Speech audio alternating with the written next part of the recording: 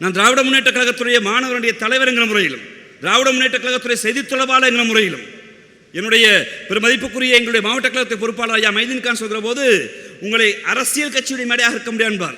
நான் எனக்கு அது மாற்று கருத்தம் இருக்கிறது. எங்கள் ஐயா என்னை மதிப்போடு கூப்பிட்டு அது பொதுவாகவே எல்லோரும் இருப்பார்கள், வாருங்கள் என்று ஐயா சொன்னார்.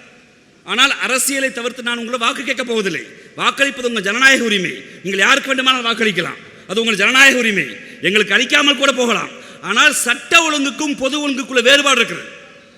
நான் பைக்கில் போனேன்னா என்னை போலீஸ்காரன் பிடிச்சான்னா, ராஜீவ்காந்தி ஹெல்மெட் போடாமல் என்னை கைது பண்ணான்னா, இல்லை ஃபைன் போட்டான்னா, என் சாதிக்காரெலாம் மொத்தமாக போய் இன்னாறு சாதிக்காருக்கு பிரச்சனையான்னு பேசினா அது மடத்தனம், அது மடத்தனம்.